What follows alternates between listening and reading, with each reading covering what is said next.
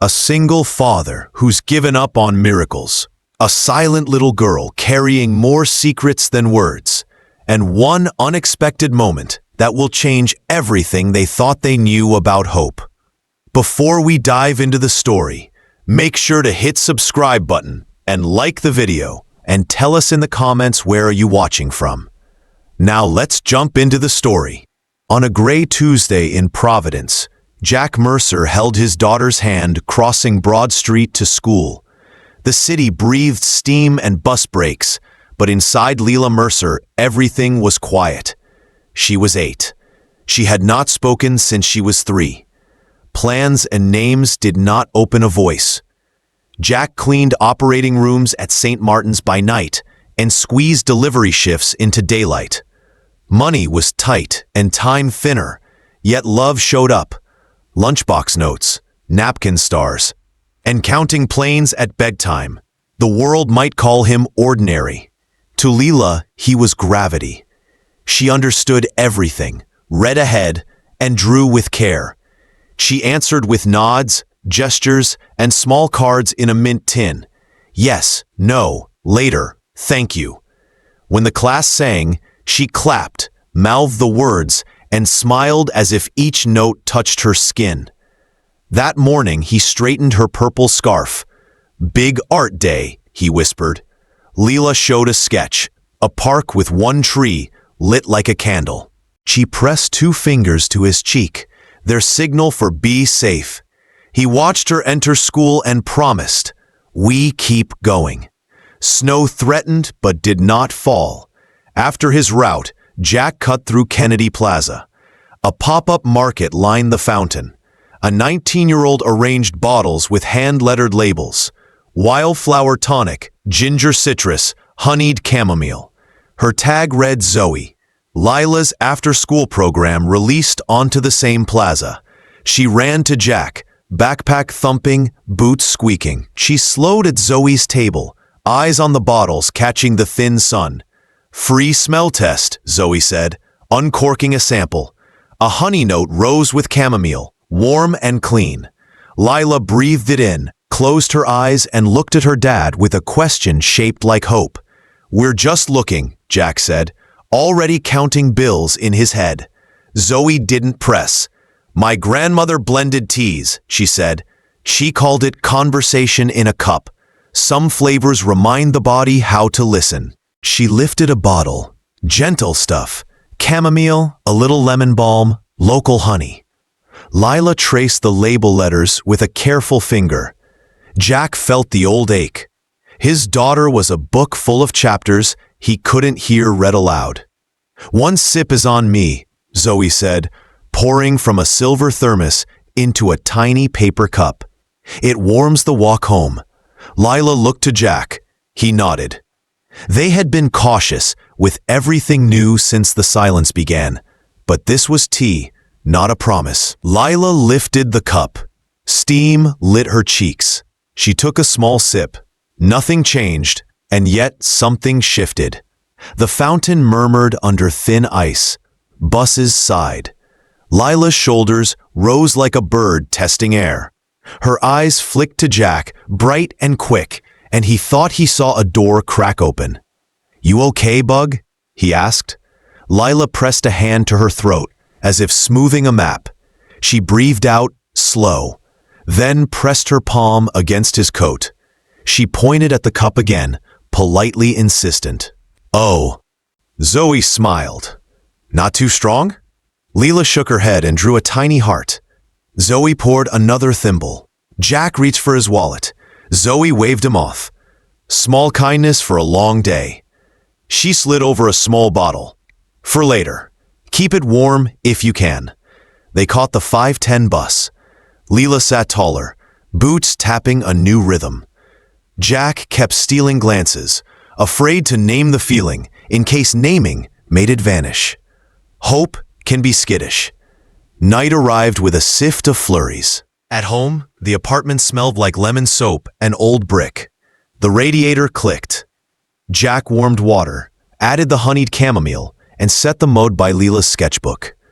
"Only if you want," he said. Leela wrapped both palms around the mug and sipped. The room did not change, and yet it did. The clock's tick stepped forward. She touched her throat, then wrote on the margin, warm, bright, smaller, ready? She looked at him like a swimmer at a pool's edge.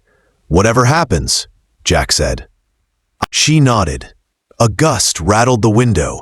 Lila faced the hallway mirror, exhaled, and shaped her mouth around a sound that did not come. Jack flipped a grilled cheese and asked about art day. She drew the plaza, the fountain, the table of bottles, and a tiny cup like a star. Beside it, she sketched a door, cracked just enough for a sliver of light. After dinner, he washed dishes while Lila built a couch cushion fort. He told a simple story about a lighthouse that kept shining through a storm. She handed him a blanket and set the little bottle by the sink, like a pact. Bedtime came with the hush of snow. Jack read while Lila traced words with a finger. At lights out, she slid a new card from her tin. Good night, Dad. He kissed her hair. She tapped the mattress twice. He sat until her breathing steadied. In the next room, he packed scrubs and checked the bus schedule. He paused and studied the sketch of the door. He did not know what a sip could begin, but the quiet seemed to rearrange, as if silence had eased. Snow feathered the streetlights. The radiator sighed. Jack whispered, "We keep going." In the bedroom, Leela whispered nothing, but her hand rested on the little bottle, as if holding a promise that did not need words yet. They both slept lighter. By morning, the snow softened Providence. Jack walked Leela to school, his boots cutting a path, her small steps tucked inside his. She carried the empty paper cup from yesterday's sip and slipped it into her pocket like a seed. Inside, Miss Dalton, the speech therapist who never rushed Leela, greeted them. "Big art reveal this afternoon," she said. Jack nodded. Miss Dalton looked at Leela. "You ready to show them your light tree?" Leela flipped to the plaza drawing and smiled. Jack went to the hospital. He cleaned operating rooms with steady hands, but his mind kept circling the plaza and the way Leela had stood taller after the sip. He grinned at a mop bucket. Denise, the charge nurse, said, "Since when do buckets tell jokes?" He said, "Since today." On break, he called clinics from the list on the fridge.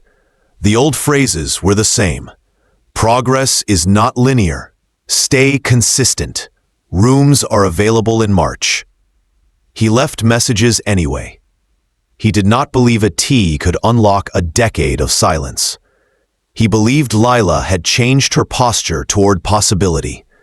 Maybe warmth had eased a gate. Maybe hope had greased the hinge. Whatever it was, he wanted to be ready. School let out early for snow, and the art show moved to the gym. Jack arrived with kids presented. When it was Lila's turn, Miss Dalton stood at her side. Lila lifted the thin door, then the star cup. She did not speak, but her gaze held the room. Then she reached into her backpack, set the tiny cup on the table, and touched her throat. The gym fell quiet. Lila glanced at Jack. He nodded. She inhaled. She exhaled. No sound arrived. She smiled anyway, small and stubborn, and pointed to the card.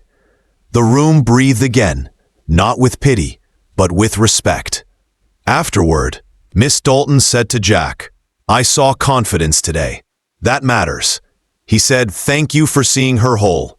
They cut through the plaza on the way home because Lila wanted to. The market had thinned, but Zoe stood under a snow-dusted canopy. "You came back," she said, cheeks red from the cold. Lila held up the empty cup. Zoe laughed. "Souvenir?" She poured a small taste into a new cup. Warm and easy. Jack paid. Zoe tucked the cash into a jar labeled Community Kettle. Inside were folded notes and coins. For a van repair. For a space heater. For a school lunch balance. Jack noticed. "You keep this going?" he asked. My grandmother started it, she said. I'm trying to keep the circle moving. Lila sipped. The plaza noise softened. Not silent, but tuned. She pressed a hand to her chest, tugged Jack's sleeve, pointed at Zoe, and made a tiny rolling gesture, like a wheel turning. You want to help with the van? Jack asked. Lila nodded and pulled 2 worn singles from her pocket. She placed them in the jar. Zoe blinked away tears. You just made my week, she said. Want to see the blends? She opened jars of petals, ginger, and honey. Lila leaned in like a reader over a favorite page. They rode home with a paper sack that smelled like summer in January. Jack boiled water. While the kettle sang, Lila drew 3 hands, 1 jar, and steam like music. Her shoulders loosened. That night, Jack called his sister Erin in Quincy. He told her about the art show and the plaza. She feels different, he said. Not like a wall, more like a porch with a light on. Erin said, porches are where conversations start. Keep a chair ready. Snow piled at the curb. Boots lined the door. Lila slept with the sketchbook open on her chest. Jack stood in the doorway and mouthed thank you to the day. Morning brought tired joy. There was still rent, bus transfers, long nights. There was also a girl whose voice, whether sound or light, was building, and a jar in a plaza, teaching him the math of small kindnesses.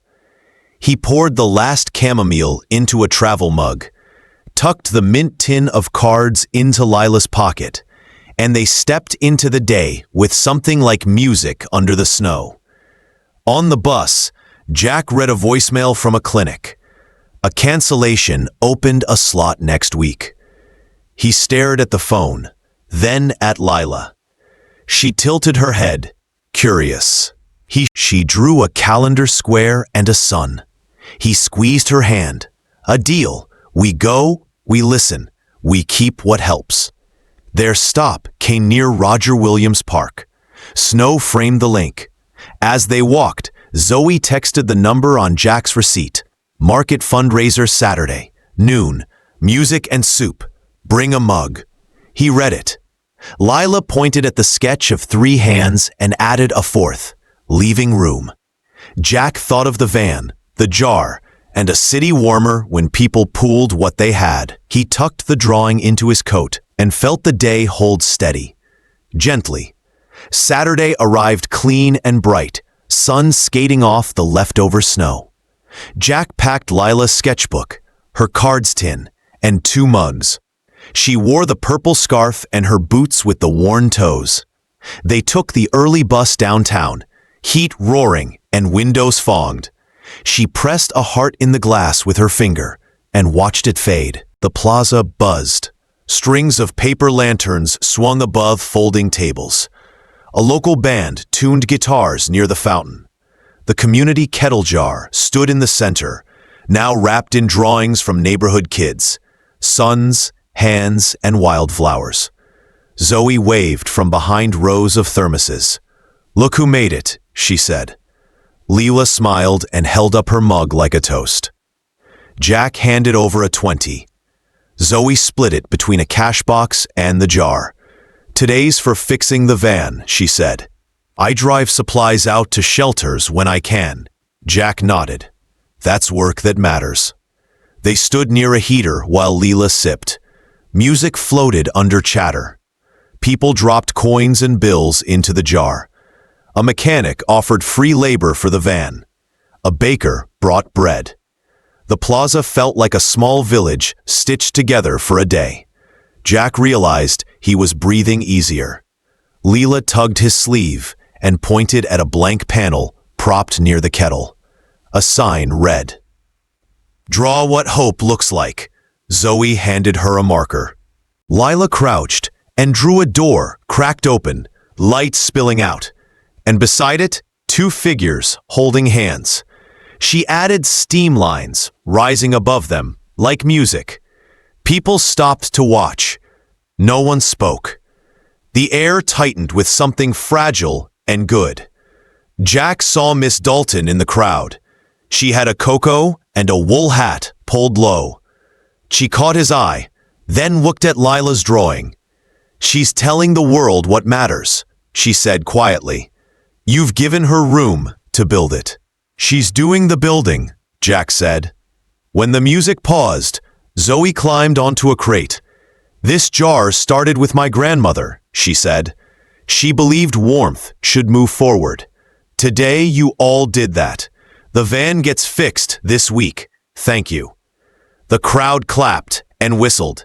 Lila clapped too, sharp and quick, eyes bright. Jack felt something inside him ease, like ice cracking on a river. They stayed until the light thinned and lanterns glowed. As they left, Zoe handed Lila a small bottle with a cloth ribbon. "For art days," she said.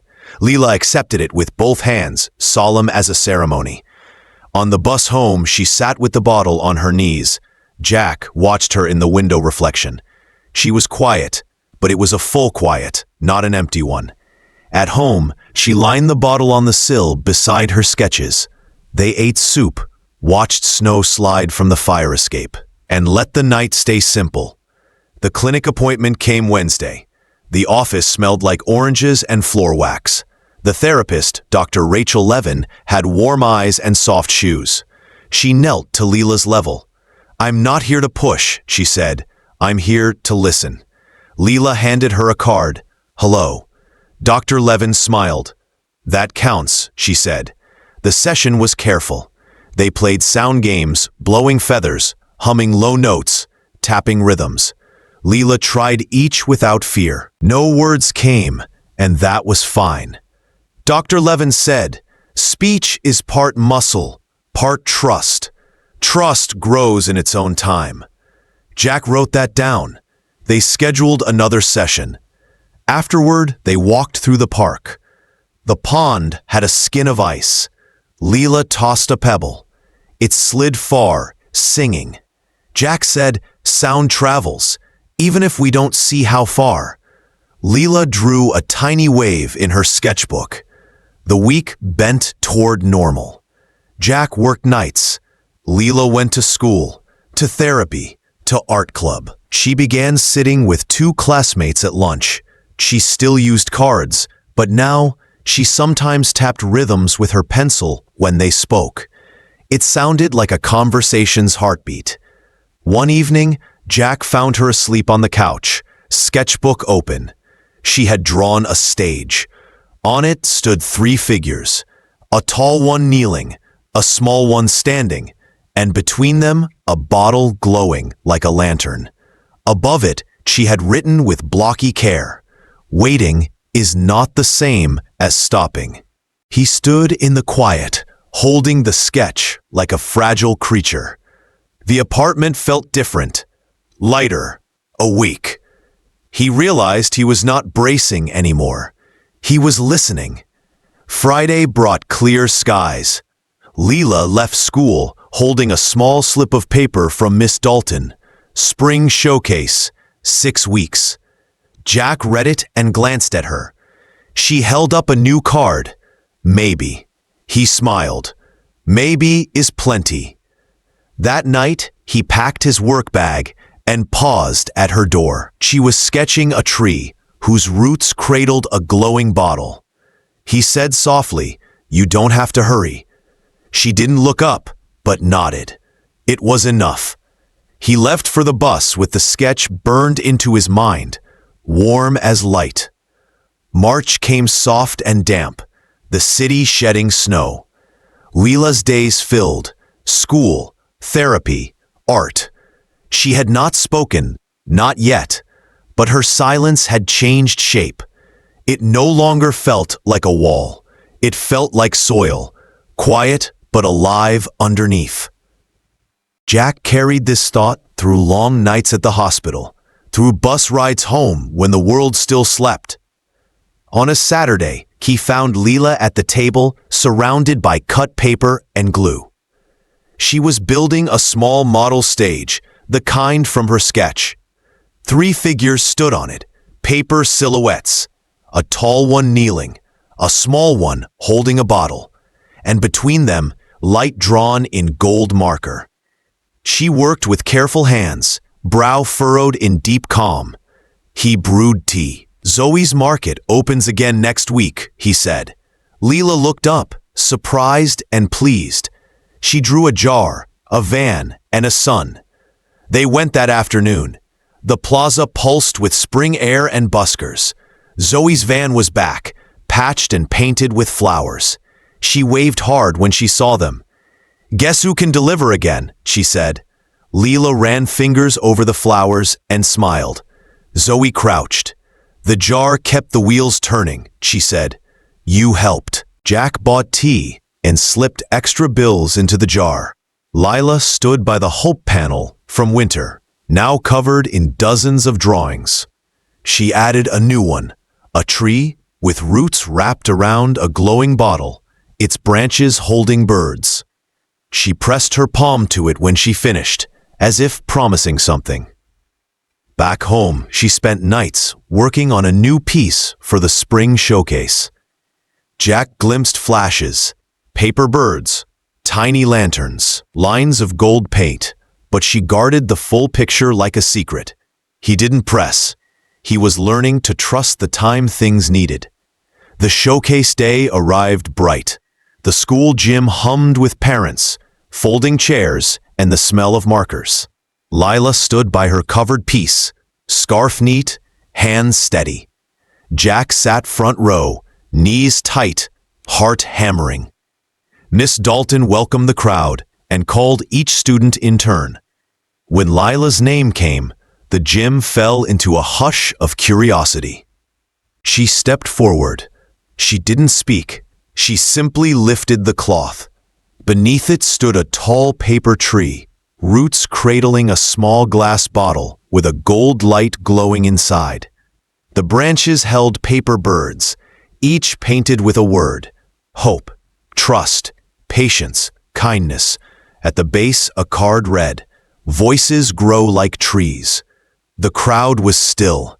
Then someone clapped, soft, then louder. The sound rose like wind through leaves. Jack's eyes blurred. Lila didn't flinch.